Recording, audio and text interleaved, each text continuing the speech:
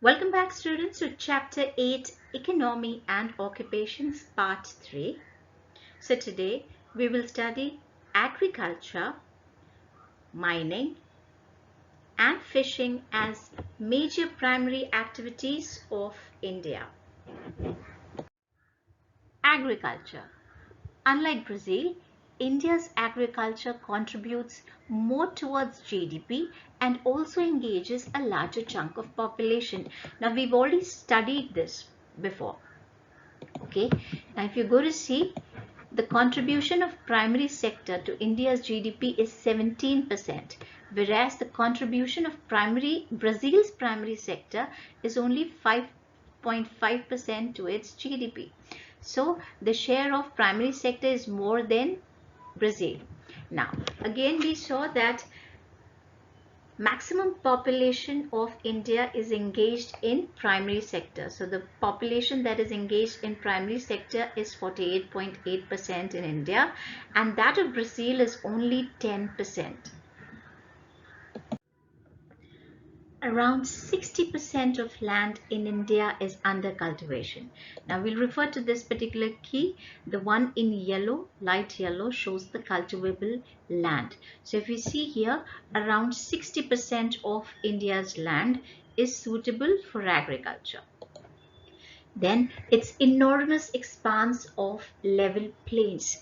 We've already studied previously that India has two types of plains, the North Indian plains. So this is the North Indian plain extending from Punjab in the west to Assam in the east.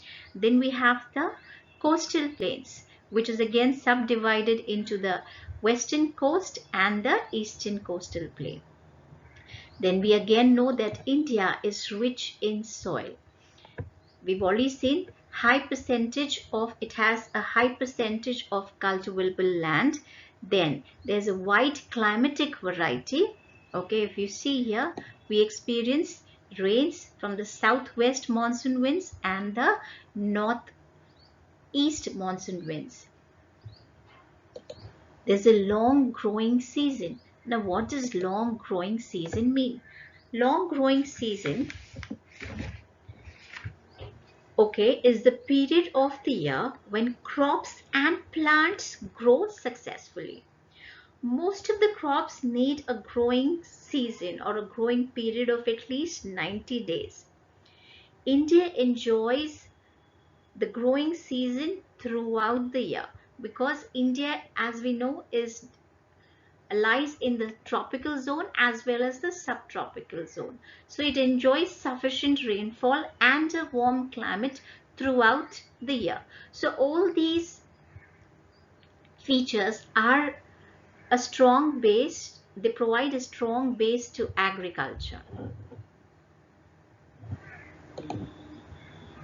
Then in India, agriculture has been a long-standing activity. So we all know this.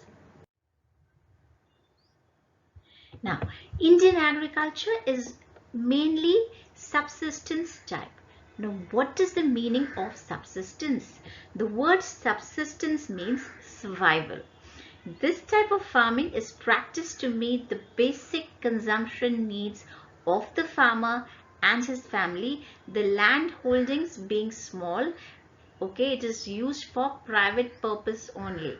This type of agriculture is not commercial. India produces rice, wheat, maize, sorghum and millets as major food crops.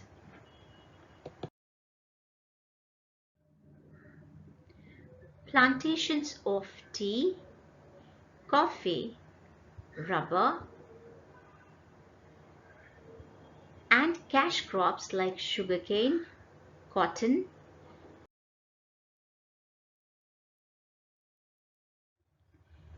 India is also a major producer of a variety of fruits and vegetables.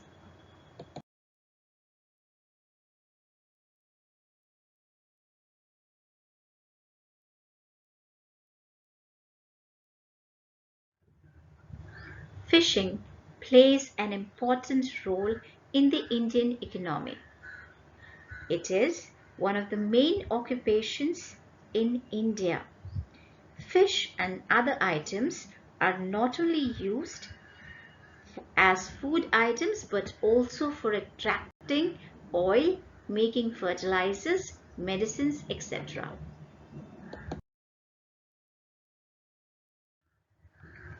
India is one of the largest producers of fish, both marine and inland. Now, what does marine fishing mean? The practice of rearing and culturing marine fish, that is, fish found in seas and oceans, is called marine fishing. Now, let's understand what does inland fishing mean. Inland fishing includes fish production in fresh water. For example, it could be ponds, rivers, lakes, reservoirs, and brackish water. Example, estuaries. Fisheries help in augmenting, that means increasing food supply, generating employment, raising nutritional level, and earning foreign exchange. Now, what does fisheries mean? Fisheries simply mean catching, rearing, processing, and selling of fish. Fish forms an important part of the diet of many people living in the coastal areas of Kerala, West Bengal, Orissa, Andhra Pradesh, Tamil Nadu, Goa, and Maharashtra. India has about 7,500 kilometers of coastline. So we know that it has a coastline of 7,500 kilometers. So this is the coastline of India. Marine fishing accounts for about 40% of the total annual production of fish. Major fishes like sardines, mackerel, Bombay duck, and prawns are confined or restricted, or they are found only in the coastal waters in the west from Kutch, Malabar coast to Coromandel coast in the east. On the eastern coast, the important fish are horse mackerel, clupids, and silver bellies.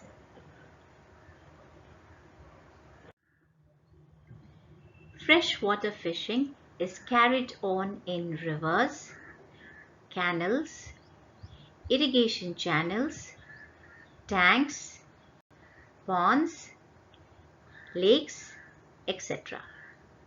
Silver belly carp, that is chopra, etc. are major freshwater varieties.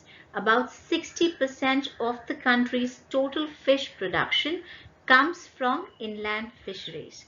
We've already seen that about 40% of the country's total fish production comes from marine fishery and 60% comes from inland fishery.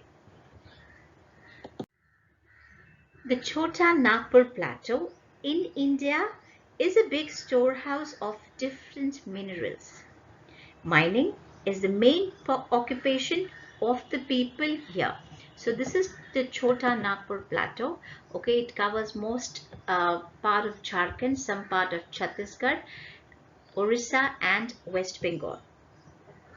Then we have coal is mined in Korba in Chhattisgarh and in eastern Maharashtra. So this is Chhattisgarh, this is Korba, this is Maharashtra, and this is the eastern part of Maharashtra.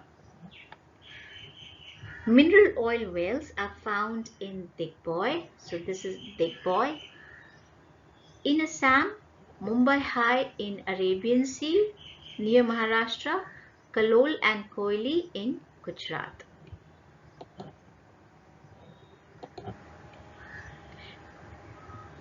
Reserves of mineral oil and natural gas have been discovered at the mouth of the river Godavari.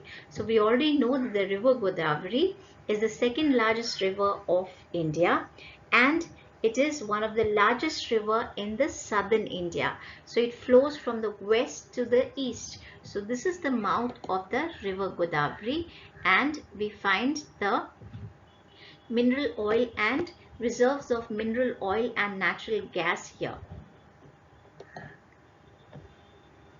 Stones like marble are found in Rajasthan and Kadapa in Andhra Pradesh.